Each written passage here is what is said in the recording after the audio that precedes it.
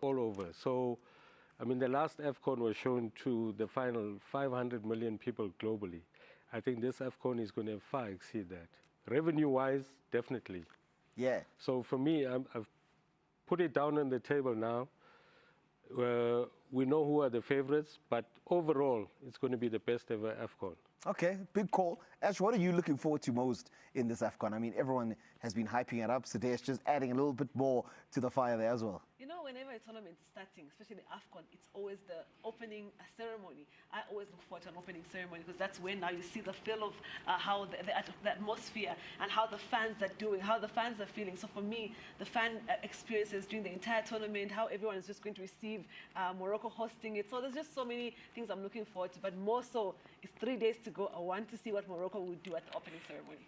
Ratike, I know you always casting your eye on this particular tournament. It brings a different sort of flavor, but with 3 days to go, are you surprised at some of the things that are happening?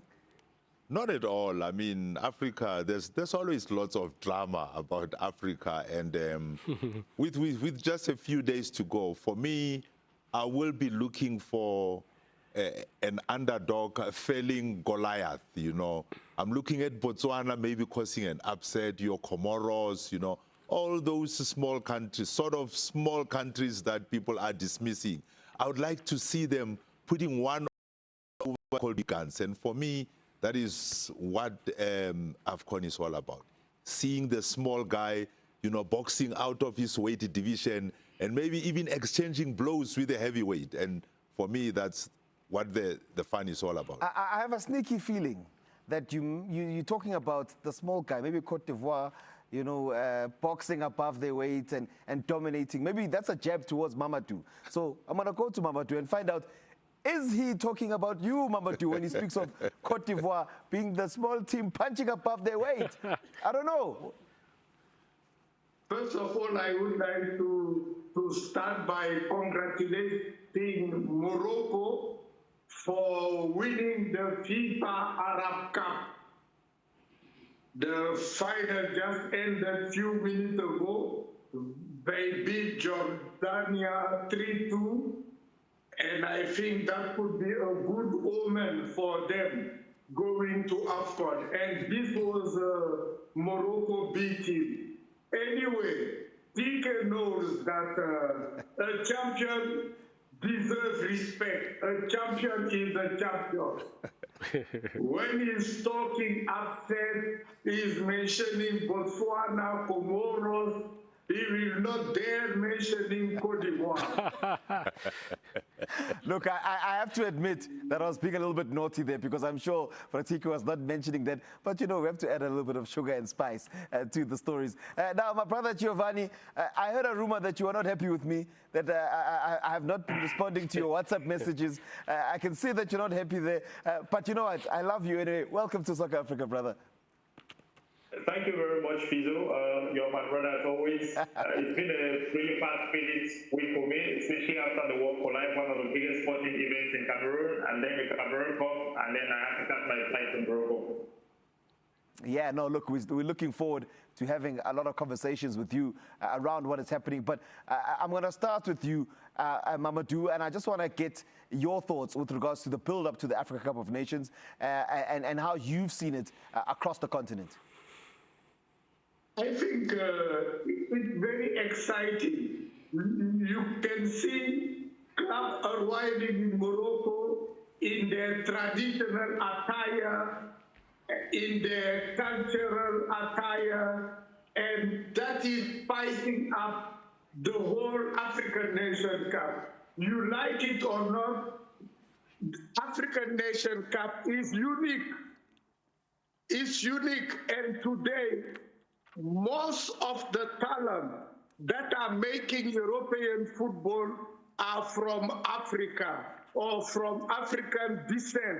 That's why everybody is having an eye on African football. Even Sudesh mentioned the fact that so many European countries now don't want to miss the African Nation Cup. And I think, believe me, during the African Nation Cup, people will forget about La Liga, they will forget about the Premier League, they will forget about all those leagues in Europe. The focus will be in Africa, and you can already feel the vibe in each and every African country, and even in Morocco.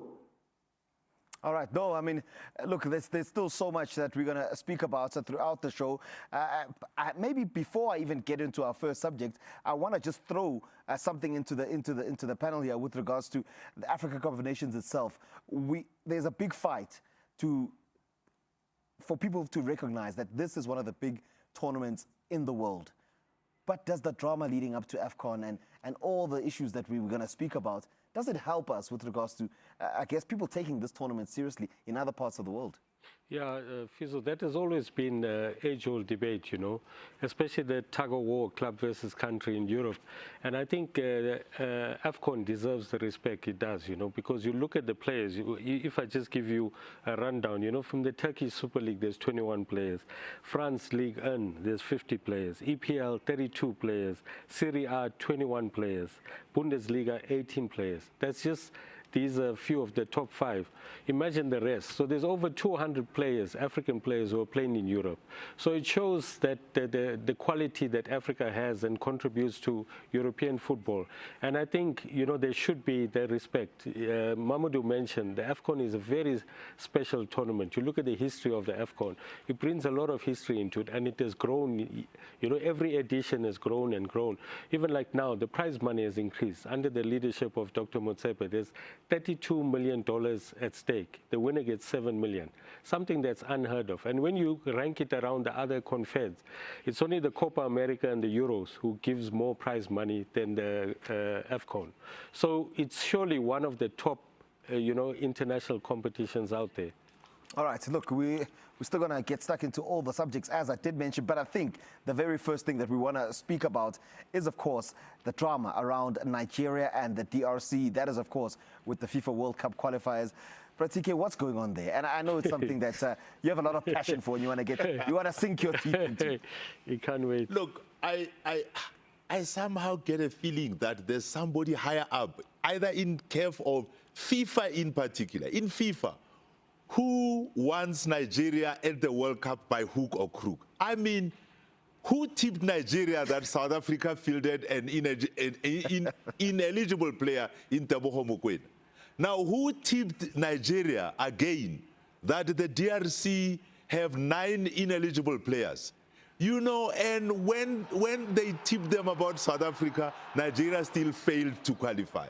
They are now tipping them about the DR Congo.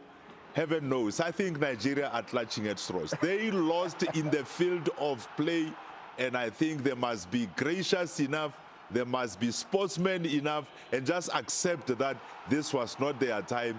Maybe the next World Cup, maybe the next, or the next after that, they will qualify. But right now... No, but also, why not? Yeah. Go to back Brati, you know, I mean, the information that comes out about dual nationality between 6 and 9 players, you know, the number, where does that information come from?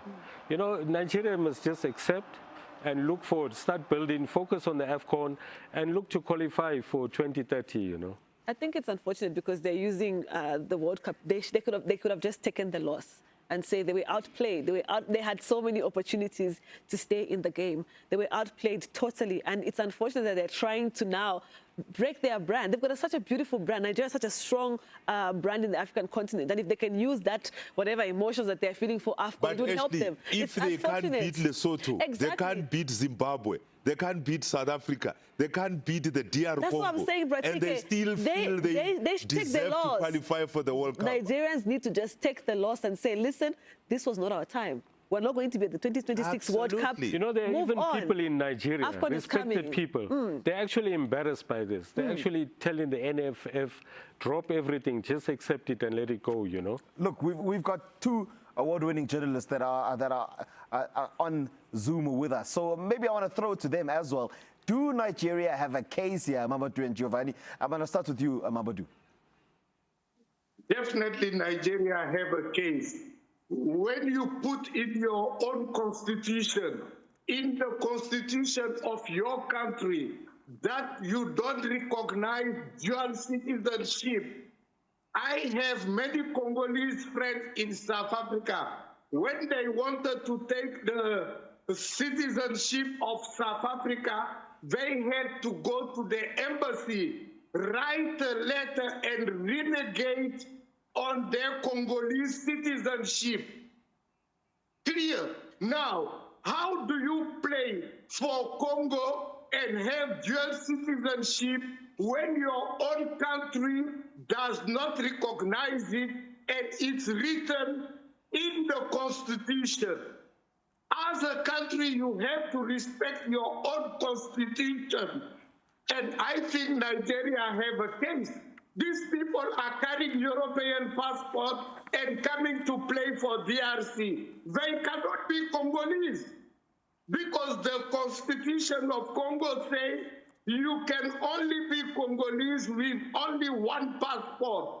Congo passport. Why did Nigeria Then make it's the a complaints clear before they even cheating play the and playoffs? a clear violation of the rule. But if FIFA say if you have a grandparent or a mother or a father who comes from DR Congo, and then somehow you qualify to represent Congo, then so be it. And FIFA saw that, and then they gave them, they allowed them. In that case, you drop your French passport, your Dutch passport, you are allowed to be only citizen of Congo according to their constitution. Football is not bigger than the constitution of any country. So we're clear here, and I'm going to pose this to you, Giovanni, so that we are clear here. This is the law of the country, not the Football Association. Am I correct? Just to clear that up for anyone who is not sure, first and foremost. And secondly, from a player's point of view, is it to their detriment to then say, if I lose my European citizenship, it might hurt me from club-wise, it might hurt me from other things. Is there a case from their side to say, well, if I do that, I'm going to be losing out?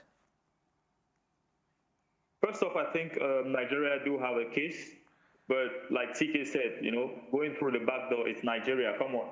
They lost on the field of play. And if we are going to look at it from that level, then Cameroon too can come into the equation because Congo eliminated Cameroon. It's not just a Nigeria-Congo thing.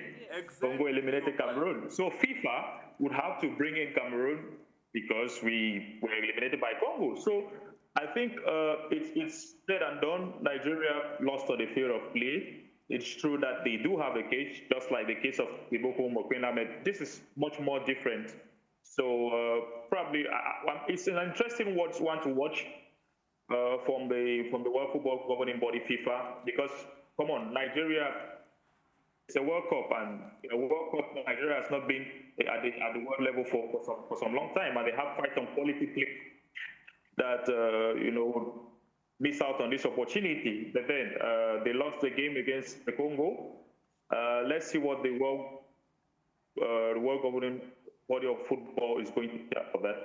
Yeah, and you know what? I think just like Giovanni's saying there, I think it would open a can of worms. Yes. This particular, you'd have to go so far back with regards to this. But now they beat Zambia in the group stage, so and now it goes into that thing of you got the national laws, then you got the FIFA laws. Yes. Which ones in this case do we then follow when it comes to this sort of decision? I hear Mamadou. I hear what Mamadou is saying. But the bottom line here is that if you follow the FIFA rules, they say if you have, now you have two Ghanaian English-born players who wants to play for Ghana, and there's no way that they will renounce England. They will keep the English citizenship and still be Ghanaians at the same time because they have an association with Ghana as their great-grandparents' home, you know, and they want to play for Ghana. So you want to tell me that, no, they were born in England, they still hold English citizenship or passports or whatever, so they can't play for Ghana. If they decide to play for Ghana, they are going to play for Ghana. That is why I say Nigeria are simply embarrassing themselves. They are a big country with quality players. More than 200,000 is their 200 million is their population. So I think Nigeria is a big country, a big brand with quality players. Let them just be sportsmen and say, look, we lost. let's regroup, and then maybe we will qualify for the next World Cup. And not what they are trying to do. And now it's scary. Really, Because, it's scary because we're going to Afcon. What happens at Afcon? They lose a game. They'll find something in the constitution of that team, and then they'll find ways in which they'll penalize that team because they lost. Yeah, because DRC will anything can happen. Exactly, anything can happen. The teams are going to play against DRC. If they lose, could protest. You know?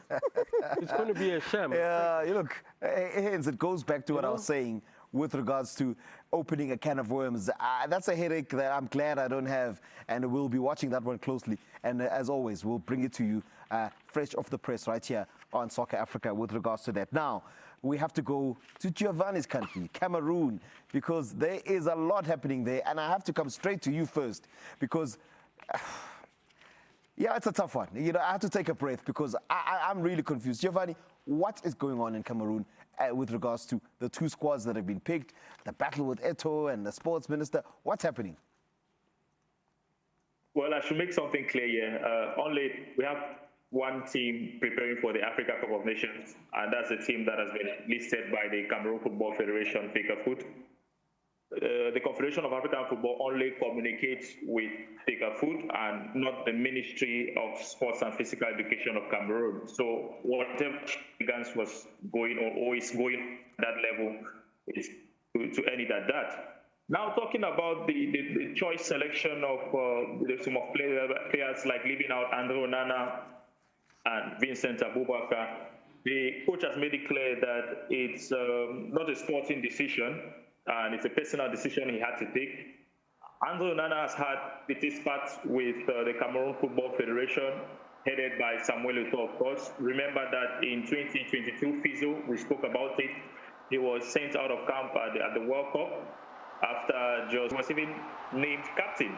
So for the most recent past, he was named captain. So it is equally no rumors that Onana publicly supported Samuel Eto'o when he was going in for the FA seat, and he won at that level. So yeah, at the World Cup they had this petty spat whereby Onana had issues with Rigobert Song and the way he wanted to play the game, and then Samuel Eto'o backed the coach at that time, who was Rigobert Song. So since then there has been this back and forth. As for Vincent Abubakar, the coach thinks he cannot offer what he wants up front anymore. The reason why he's gone in for Carl Eta Eyong and Christian Fofani, which is a very interesting profile to follow throughout. Yeah, so having said that, I think the squad that we still have can, still go on and create an upset. There are people of the opinion that the team we had in 2017 went through a similar patch, players denying to camp. Andre Onana was one of them, Frank Zambo Anguissa, Choupo Moting, Joe Matip, and with what Hugo Bruce did with that team was to bring them together, believe that they could go out there and win the trophy, which they did. So people are thinking that maybe this is just another run that similar to that of 2017. But I have my reservations.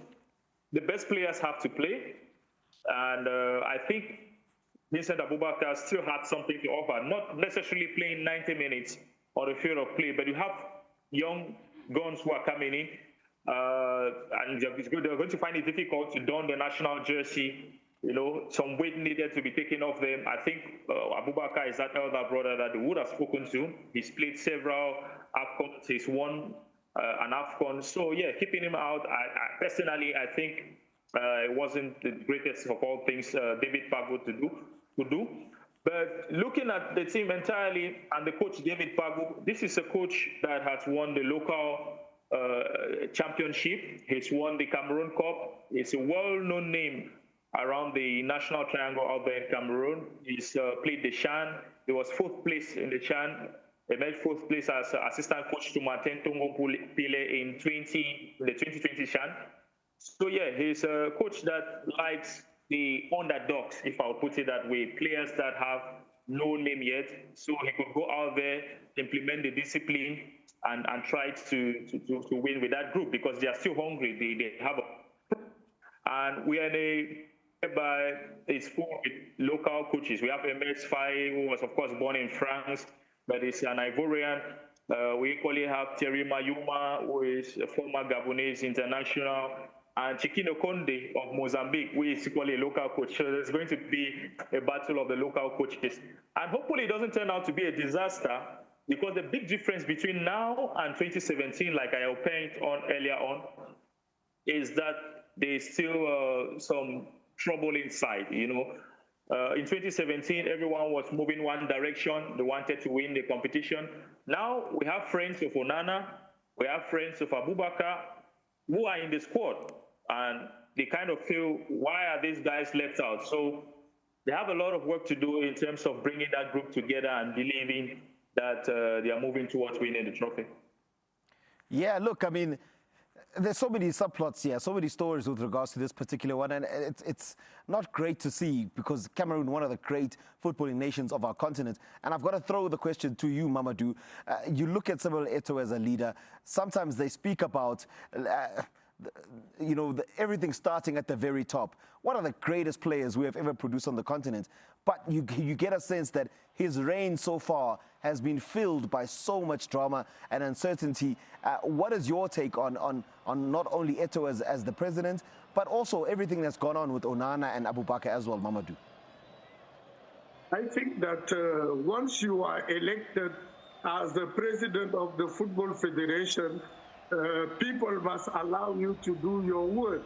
And since Eto'o got elected, for the first time in the history of Cameroonian football, we've seen the Minister of Sport coming out of his way to appoint a coach and even to sign a contract with a coach without the implication or the involvement of the Football Federation.